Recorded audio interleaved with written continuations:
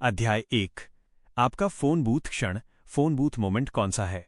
Green room में खड़ा होकर अपने नोट्स को देखते हुए मैं खेल जगत के कोचों की भीड़ के सामने मंच पर बुलाए जाने का इंतजार कर रहा था। जब मैं अपनी प्रेजेंटेशन की समीक्षा कर रहा था, तभी एक व्यक्ति जिसका शरीर एक शक्तिशाली बुलडॉग जैसा था कमरे में आया। बचपन में मैंने निंटेंडो गेम में उसके किरदार के साथ खेला था। वो एक बड़ी मुस्कान के साथ मेरे पास आया, हाथ आगे बढ़ाया और कहा, नमस्ते, मैं बो जैक्सन हूं। मैं हंसा और कहा, नमस्ते, मैं टॉड हरमन हूं। मैं जानता हूं कि आप कौन हैं बो। अगर मैं खेलों में काम करता और पेशेवरों में एकमात्र 2 स्पोर्ट ऑल स्टार, 2 खेलों के स्टार को नहीं जानता, तो शायद मैं अपनी सारी विश्वसनीयता खो देता।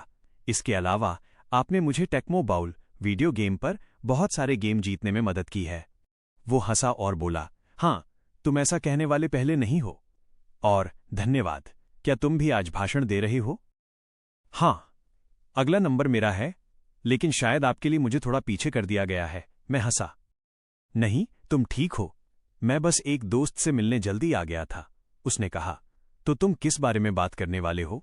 मैं मानसिक खेल, मेंटल गेम के बारे में बात करने जा रहा हूं, लेकिन विशेष रूप से मैं सभी के साथ ये साझा करने जा रहा हूं कि अपना सर्वश्रेष्ठ प्रदर्शन करने के लिए ऑल्टर ईगोस और गुप्त पहचान, सीक्रेट आइडेंटिटीज का उपयोग कैसे किया जाए। तुरंत उसने अपना सिर थोड़ा सा एक तरफ झुकाया, अपनी आंखें सिकोड़ी जैसे कि किसी ने उसके अंदर कोई गहरी तार छेड़ दी हो, और फिर मुस्कुराया। उसने अपना सिर हिलाया। कुछ सेकंड के बाद उसने एक दबी हुई, गंभीर आवाज में कहा, बो जैक्सन ने अपने पूरे जीवन में कभी भी फुटबॉल का एक भी डाउन नहीं खेला। यदि आप बो जैक्सन को नहीं जानते हैं, तो वह उत्तरी अमेरिका के 4 प्रमुख खेलों में से एकमात्र एथलीट हैं जो उनमें से 2 मेजर लीग बेसबॉल और नेशनल फुटबॉल लीग में ऑल स्टार रहे हैं। वो 1980 के दशक में एक ऐसी अद्भुत प्रतिभा फिनॉम थे जो खेलों से परे थे और मेरे जैसे खेल प्रेमी बच्चे के लिए एक सुपर हीरो थे। मेरी आंखें फैल गईं, मैं मुस्कुराया और कहा, ओह, दिलचस्प, मुझे और बताओ। बो ने बताया कि कैसे एक युवा के रूप में उन्हें अपनी भावनाओं को नियंत्रित करने में चुनौतियां आती थीं और अपने गुस्से के कारण वे बहुत मुसीबत में पड़ जाते थे। अक्सर वो प्रतियोगिता में फंस जाते थे और छोटी सी बात पर भी बदला लेने लगते थे, जिससे उन्हें अनावश्यक दंड, पेनल्टीज का सामना करना पड़ता था। लेकिन एक दिन जब वो एक फिल्म देख रहे थे, तो वो जेसन के भावहीन, ठंडे और कठोर स्वभाव से बहुत आकर्षित हुए। क्या ये नाम सुनकर कुछ याद आया? जेसन फ्राइडे द 13th फिल्मों में हॉकी मास्क पहनने वाला कातिल था। उसी क्षण फिल्म के दौरान उन्होंने संकल्प लिया कि वे फुटबॉल के मैदान पर बो जैक्सन बनना बंद कर देंगे और जेसन बनना शुरू करेंगे और अपने अनियंत्रित क्रोध को साइडलाइन, मैदान के बाहर पर छोड़ देंगे। बो ने आगे बताया कि जेसन केवल मैदान पर ही जीवित रहता था, और जब वे लॉकर रूम से बाहर निकलकर फुटबॉल के मैदान पर पहुंचते, तो जेसन उनके शरीर में प्रवेश कर जाता और सब कुछ अपने नियंत्रण में ले लेता। अचानक वो गर्म दिमाग वाला, दंड प्रवण, पेनल्टी प्रोन और आसानी से उकसावे में आने वाला बो जैक्सन फुटबॉल के मैदान पर एक कठोर, ठंडे और अनुशासित विनाशक में बदल जाता था। एक अलग पहचान को माध्यम बनाने से उन्हें अपनी प्रतिभा और कौशल की एक एक बूंद को केंद्रित करने में मदद मिली, और इसने उन्हें मैदान पर इस तरह उतरने में सक्षम बनाया कि कोई भी भावनात्मक समस्या उनके प्रदर्शन में बाधा न बने। ये उनका फोन बूथ मोमेंट था। ठीक वैसे ही जैसे क्लार्क केंट कभी कभी सुपरमैन में बदलने के लिए एक फोन बूथ में जाते थे, बो जैक्सन भी वही करते थे जब वे अपने ऑल्टर ईगो जेसन में बदलते थे। सिवाय इसके कि उन्हें सुपरमैन जैसी जगह की तंगी वाली समस्याओं से नहीं जूझना पड़ता था, जैसा कि सुपरमैन ने 1942 की एक कॉमिक में समझाया था। यह कपड़े बदलने के लिए दुनिया की सबसे आरामदायक जगह तो बिल्कुल नहीं है, लेकिन मुझे पहचान बदलनी है, और वो भी जल्दी में। हालांकि ये एक मजेदार उद्धरण है, लेकिन उनके बयान में कुछ ऐसा छिपा है जो ऑल्टर ईगो इफेक्ट की परिवर्तनकारी प्रकृति को प्रकट करता है। ऑल्टर ईगो कौन है? मैं हमेशा से कॉमिक बुक के नायकों और उन दुनियाओं से बहुत आकर्षित रहा हूं जिनमें वे रहते हैं।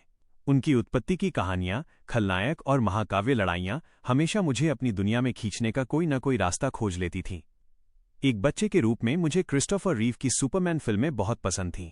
आज लोग 1980 के दशक के उन प्रोडक्शंस पर हंस सकते हैं, खासकर अब हो रहे सुपर हीरो फिल्मों के महाकाव्य पुनर्जन्म की तुलना में, लेकिन उस जमाने में वे शानदार थीं। अब आपके लिए एक पहेली है। हर कोई जानता है कि सुपरमैन और क्लार्क केंट एक ही हैं, लेकिन ऑल्टर ईगो कौन है? मैंने पिछले 15 वर्षों में ये प्रश्न अनगिनत बार दुनिया भर के दर्शकों के सामने पूछा है, और 90% दर्शक तुरंत चिल्लाते हैं, सुपरमैन। ये सुनने में सही लगता है, क्योंकि जब आप ऑल्टर ईगो के बारे में सोचते हैं, तो आप महाशक्तियों, वीरता और महाकाव्य लड़ाइयों के बारे में सोचते हैं, सुपरमैन जैसे सुपर हीरो के सभी गुण। लेकिन ये गलत है। ऑल्टर ईगो सुपरमैन नहीं है, वो क्लार्क केंट है। सुपरमैन असली व्यक्ति है। उसने पृथ्वी पर दिन प्रतिदिन किसी की नज़र में आए बिना रहने और घुलने मिलने के लिए एक उपयोगी व्यक्तित्व पर्सोना के रूप में सौम्यभाषी रिपोर्टर क्लार्क केंट यानी अपना ऑल्टर ईगो बनाया, ताकि उसे एक महत्वपूर्ण लक्ष्य हासिल करने में मदद मिले, इंसानों को समझना। सुपरमैन अपने ऑल्टर ईगो और अपनी छाती पर बने एस के बीच ठीक उन पलों में अदला बदली करता था जब उसे प्रत्येक व्यक्तित्व की सबसे अधिक आवश्यकता होती थी। ये क्यों मायने रखता है? क्योंकि सच कहूं तो जीवन कठिन है। हम सभी अपने कंधों पर कई अलग अलग जिम्मेदारियां उठाते हैं। जीवन में हम कई अलग अलग भूमिकाएं निभाते हैं और समाज की निरंतर ताकतें, धर्म, परिवार, टीम के साथी, सहकर्मी, दोस्त और अन्य हमें एक निश्चित तरीके से कार्य करने के लिए प्रेरित करती हैं। ये उम्मीदों, नियमों और इस बारे में निर्णयों के रूप में आती हैं कि हमें कैसे कार्य करना चाहिए, हमें क्या हासिल करने की अनुमति है, हमारे पास क्या होना चाहिए, हमें क्या विश्वास करना चाहिए। ये सब और बहुत कुछ वो बनाता है जिसे मैं फंसा हुआ स्व, ट्रैप्ड सेल्फ कहता हूं, जिसके बारे में हम अध्याय 3 में और अधिक जानेंगे। ये फंसा हुआ स्व आपका वो हिस्सा है जो महसूस करता है कि वो जीवन में वैसा नहीं दिख रहा है जैसा आप चाहते हैं, कुछ चीज़ों से बच रहा है या किसी निश्चित तरीके से कार्य करने के लिए दबाव महसूस कर रहा है। इसके विपरीत जीवन में हमारा एक और अनुभव होता है जहां हम अपने नायकीय स्व, हीरोइक सेल्फ की तरह महसूस करते हैं। यह आपका वो हिस्सा है जो महसूस करता है कि आप वही कर रहे हैं जो आप चाहते हैं, अपने कारणों से कर रहे हैं और आप उस गतिविधि के प्रवाह, फ्लो में खो जाते हैं। और यह पता चलता है कि इस विषय पर दिलचस्प शोध है जो ऑल्टर ईगो के लाभों की व्याख्या करता है। जब आप खुद को ऊब, चिंतित, क्रोधित, ईर्ष्यालु, प्रतिरोधी, अभिभूत, ओवरवेल्म्ड या भयभीत पाते हैं तो आप तर्क से खुद को इससे बाहर नहीं निकाल सकते। ये वैसा ही है जैसे एक चूहा भगदड़ मचाते हाथियों के झुंड को निर्देशित करने की कोशिश कर रहा हो। आप किसी अचेतन समस्या से तर्क, लॉजिक के जरिए बाहर नहीं निकल सकते। यदि आपकी अंतरात्मा, गट आपको इससे बचने के लिए कह रही है तो आप इससे बचेंगे। लेकिन आप उसी अचेतन शक्ति का उपयोग कर सकते हैं, अपनी कल्पना के रहस्यों का लाभ उठा सकते हैं और थोड़े अभ्यास के साथ ये बदल सकते हैं कि आप किसकी अंतरात्मा, गट की जांच कर रहे हैं। और हमारे लिए भाग्य की बात यह है कि शोध और विज्ञान हमें दिखाते हैं कि ये एक बेहतर दृष्टिकोण है। 15 वर्षीय लड़का और न्यूयॉर्क के लिए सुबह 4:35 की ट्रेन। एंथोनी संयुक्त राज्य अमेरिका के सर्वश्रेष्ठ प्रेप स्कूल्स में से एक में बास्केटबॉल खिलाड़ी था जिसके पास अद्भुत कौशल थे। अभ्यास के दौरान वो अपने साथियों को 1-on-1 अकेले हरा देता था। सभी शीर्ष कॉलेजों के स्काउट्स भर्ती करने वाले उसे भर्ती कर रहे थे और लोगों ने उसे भविष्य का एक संभावित पेशेवर खिलाड़ी मान लिया था यदि वो मुश्किल समय में अधिक संयम दिखाए और अपनी क्षमताओं पर अधिक विश्वास करे। एंथोनी वॉशिंगटन डीसी के कम आय वाले इलाके में बिना मां या पिताजी के बड़ा हुआ था। जब वो 8 साल का था तो एक कार दुर्घटना में उन दोनों का निधन हो गया था। उसकी दादी ने उसे पालने की जिम्मेदारी ली थी और परिस्थितियों को देखते हुए वो बहुत अच्छा काम कर रही थीं। एक युवा के रूप में एंथोनी ने अपना हर एक पल बास्केटबॉल कोर्ट पर शरण लेने, ड्रिबलिंग, शूटिंग और कूदने में बिताया। वो विकसित होता गया और जल्द ही सभी शीर्ष कॉलेजों के स्काउट्स उसे भर्ती करने लगे। लोगों ने उसे भविष्य का संभावित प्रो बॉलर मान लिया था यदि वो अपना दिमाग सही रखे। एंथोनी के सभी कौशल और क्षमताओं के बावजूद बस एक समस्या थी। जब खेल दांव पर होता तो हुप टोकरी की ओर तेजी से बढ़ने या डिफेंडर को पीछे धकेलकर जंप शॉट मारने के बजाय वो गेंद पास कर देता था। वो किसी साथी को शॉट लेने देता या घबरा जाता था और ये स्थिति बदतर होती जा रही थी। एंथोनी के पास अवसर को भुनाने के लिए दुनिया का सारा कौशल था, लेकिन जिसे हम प्रभाव के क्षण, मोमेंट्स ऑफ इम्पैक्ट कहते हैं, उन महत्वपूर्ण क्षणों में जो हमारी सफलता का एक बड़ा हिस्सा परिभाषित करते हैं, वो छिप जाता था। एंथोनी के लिए वो प्रशंसा पाने की चाहत से ज्यादा आलोचना की चिंता में फंस जाता था। एंथोनी पर जितना अधिक स्पॉटलाइट ध्यान डाला जाता, वो उसकी चमक से उतना ही सिकुड़ जाता। ये तब तक नहीं हुआ जब तक कि उसके कोच ने एक दिन अभ्यास के दौरान निराशा में एंथोनी पर चिल्लाते हुए उसे उत्तर नहीं दिखाया। लानत है एंथोनी, अगर तुम बस जेम्स की तरह हो सको तो हम अजेय होंगे। उसके दिमाग में एक ईमेल की याद ताज़ा हो गई जो उसने एक बार उन एथलीटों के बारे में पढ़ा था जो कोर्ट पर ऑल्टर ईगो का इस्तेमाल करते थे। जब वो घर वापस आया तो उसने उस ईमेल को खोजा। फिर उसने वो काम किया जो किसी भी माता पिता को डरा देगा, उसकी दादी की तो बात ही छोड़िए। 15 साल की उम्र में वो अपने घर से चुपके से निकला, सुबह 4 बजे वॉशिंगटन डीसी के यूनियन स्टेशन गया और न्यूयॉर्क शहर के लिए 4:35 की एमट्रैक ट्रेन पकड़ ली। 2011 में मैं अपनी सुबह का अधिकांश समय मैनहट्टन के अपर वेस्ट साइड स्थित रीबॉक स्पोर्ट्स क्लब में काम करते हुए बिताता था। ये 6 स्तरों वाला एक सुंदर क्लब था और इसमें हर वो सुविधा थी जिसकी आप कल्पना कर सकते हैं। ये मशहूर हस्तियों का अड्डा होने के लिए भी प्रसिद्ध है, क्योंकि वहां Chris Rock, Regis Philbin, Dwayne Johnson, Will Smith, Diane Sawyer, Ben Stiller और कई अन्य लोगों को कसरत करने के लिए अकेला छोड़ दिया जाता था। ये वो जगह भी थी जहां एनबीए टीमें मैडिसन स्क्वायर गार्डन में खेल से पहले अभ्यास करने आती थीं। मेरी एक दिनचर्या थी कि मैं हमेशा 8:45 के आसपास पहुंचता और सदस्यों के लिए बने निजी कैफे में काम करता। फिर मैं दोपहर के भोजन से पहले कसरत करता था। एक दिन जैसे ही मैं लॉबी क्षेत्र में गया, लिफ्ट से बाहर निकलते ही फ्रंट डेस्क के कर्मचारियों ने मुझे हाथ हिलाकर बुलाया। उन्होंने मुझे बताया कि प्रतीक्षा क्षेत्र में बैठा युवक आज सुबह डीसी से मुझसे मिलने आया है। उन्होंने कहा, वो यहां आपसे मिलने और अपने खेल में मदद पाने के लिए आया है। ये बच्चा तो गजब का समर्पित है। मैं एंथोनी के पास गया और अपना परिचय दिया, जबकि वो मुझसे हाथ मिलाने के लिए अपनी कुर्सी से कूद गया। मिस्टर हरमन, आपसे मिलकर खुशी हुई। मुझे उम्मीद है कि मैं कोई समस्या नहीं खड़ी कर रहा हूं, लेकिन मुझे आपकी मदद की जरूरत है। मैं उसे कैफे में ले आया, जहां हमने थोड़ा नाश्ता लिया और एक मेज पर बैठ गए। मैंने उससे पूछा, सबसे पहले तुम्हें कैसे पता चला कि मैं यहां आऊंगा? दूसरा, क्या तुम्हारे माता पिता जानते हैं कि तुम यहां हो? आपने अपने एक ईमेल न्यूज़लेटर में इसका उल्लेख किया था। उसने कहा कि आप सुबह यहां आते हैं, तो मैंने सोचा कि मैं एक कोशिश करूं। और नहीं, मेरी दादी को नहीं पता। मैं सुबह 4 बजे घर से चुपके से निकला था, लेकिन उन्हें वैसे भी पता नहीं चलेगा, क्योंकि मैं उनके उठने से पहले ही स्कूल के लिए निकल जाता हूं। ठीक है, तो सबसे पहले तुम्हें अपनी दादी को फोन करना होगा और उन्हें बताना होगा कि तुम कहां हो और सुरक्षित हो। डीसी से उसके भागने की व्यवस्था को सुलझाने के बाद और उसकी दादी को ये आश्वासन देने के बाद कि मैं उसे सुरक्षित घर पहुंचाना सुनिश्चित करूंगा, हमने उसकी स्थिति के बारे में बात की। उसने बताया कि क्या हो रहा था और कहा कि जितना अधिक दबाव वो महसूस कर रहा था और जितने अधिक लोग उसे देख रहे थे, उतना ही अधिक वो चीजों के बारे में सोच रहा था। उसने चिंता के बारे में बात की और बताया कि वो कैसा महसूस करता है, ये कहते हुए, मेरे दिमाग में एक युद्ध चल रहा है। मैं वास्तव में ये चाहता हूं, लेकिन मैं इस बात से बहुत चिंतित हूं कि हर कोई मेरे बारे में क्या सोचता है और कहीं मैं कोई गलती न कर दूं। अब मैं कोई चिकित्सक, थेरेपिस्ट नहीं हूं। मैं थेरेपी नहीं करता और मैं उस तरह का काम करने के लिए पूरी तरह से अयोग्य हूं। मैं मानसिक खेल, मेंटल गेम और उच्च प्रदर्शन के लिए रणनीतियां विकसित करने पर काम करता हूं। हालांकि एक सरल ढांचा फ्रेमवर्क है जिसका उपयोग मैं हमेशा किसी की समस्या की जड़ का निदान करने के लिए करता हूं, जिसके बारे में मैं आपको अध्याय 3 में बताऊंगा।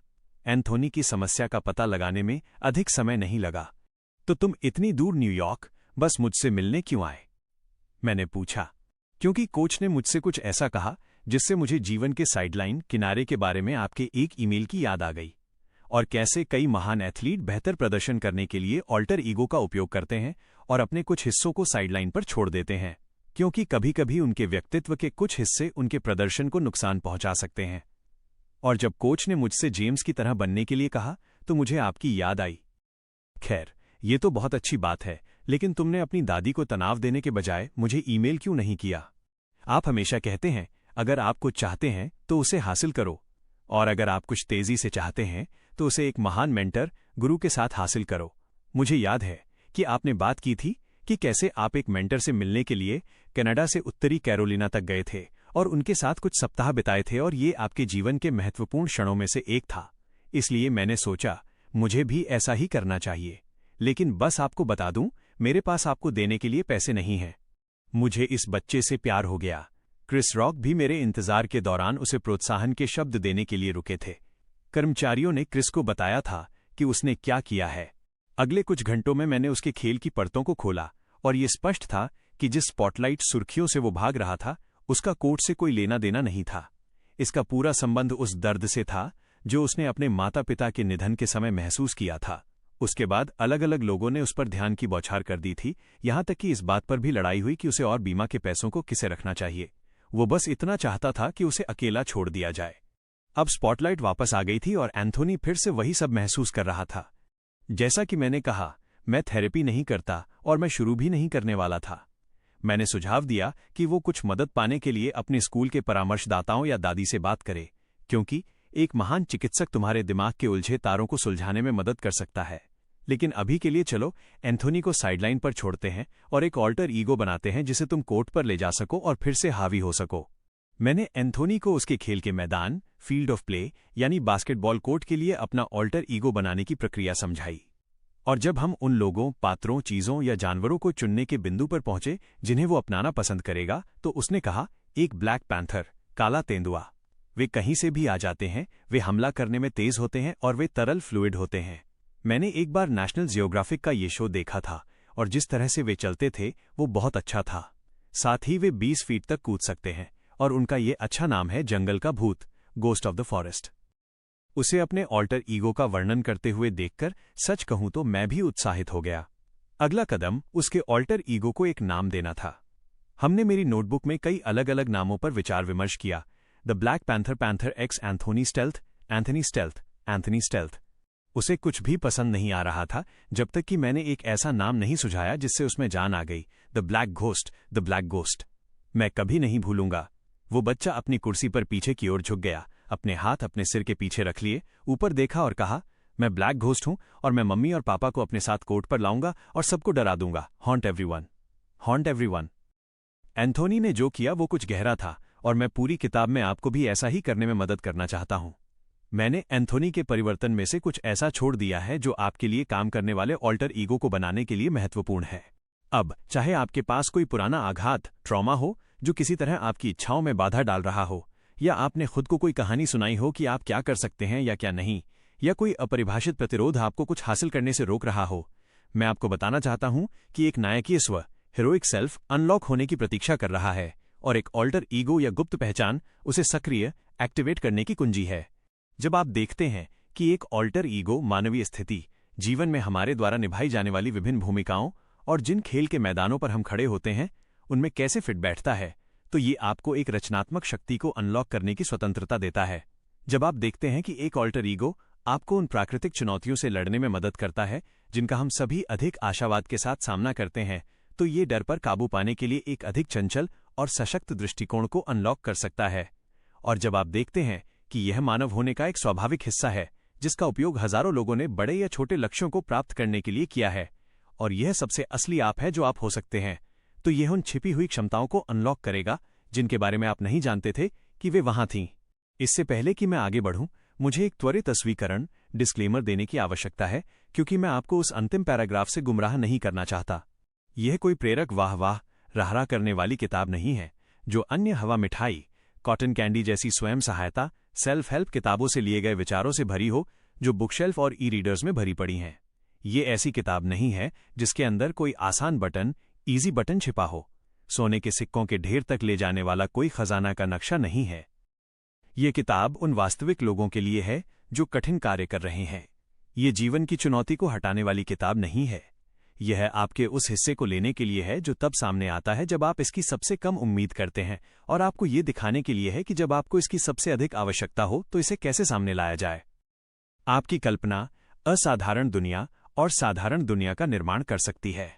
आप ये पहले से ही कर रहे हैं। और यहां एक याद दिलाने वाली बात है कि चंचलता, प्लेफुलनेस 8 साल की उम्र में खत्म नहीं होती है। यह जीवन को अधिक अनुग्रह, ग्रेस के साथ संभालने का एक मार्ग है। निचोड़ 1, यदि आपके पास महत्वाकांक्षा है तो कबीले ट्राइब में आपका स्वागत है।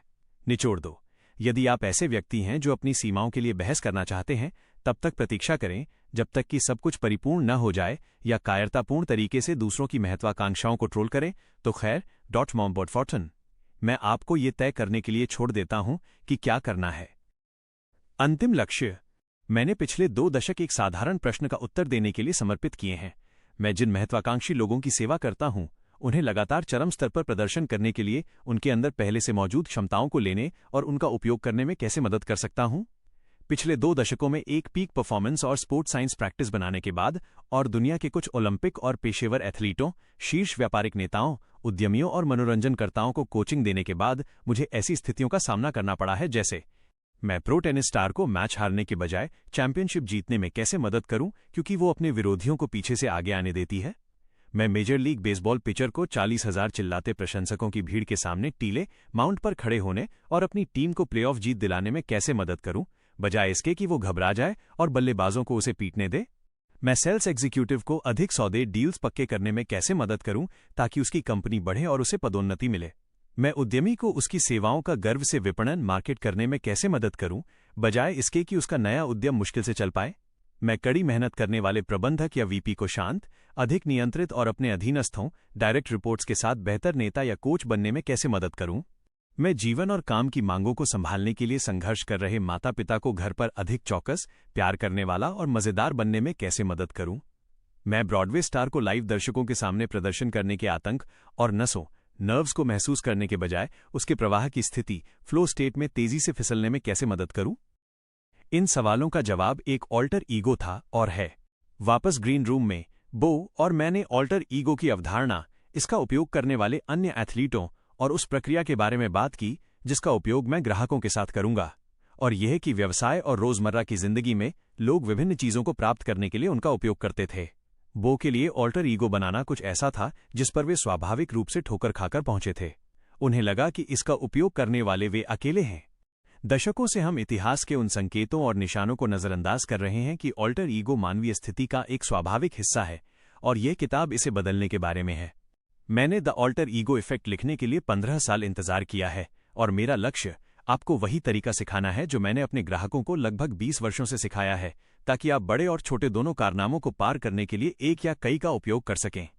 मैं आपको दिखाने जा रहा हूं कि अपने नायकीय स्व, हेरोइक सेल्फ, अपने अंदर की Wonder Woman, Dalai Lama, Black Panther, Oprah या मिस्टर रोजर्स को कैसे सक्रिय एक्टिवेट करें और अपनी क्षमताओं, कौशल, विश्वासों और लक्षणों की पूरी श्रृंखला को सामने लाएं, ताकि आप देख सकें कि आप वास्तव में किस चीज से बने हैं। मैं आपके साथ इसके पीछे का विज्ञान भी साझा करने जा रहा हूं कि यह विधि इतनी प्रभावी क्यों है, और ओलंपियन, व्यावसायिक पेशेवरों, माताओं, मनोरंजनकर्ताओं, लेखकों, बच्चों और खुद मेरी कहानियां साझा करूंगा जिन्होंने चुनौतियों से पार पाने के लिए इसका उपयोग किया है। मैंने इसका इस्तेमाल किया और अभी भी करता हूं, और एक कारण है कि कवर पर चश्मे की एक जोड़ी है। लेकिन वे किसके हैं?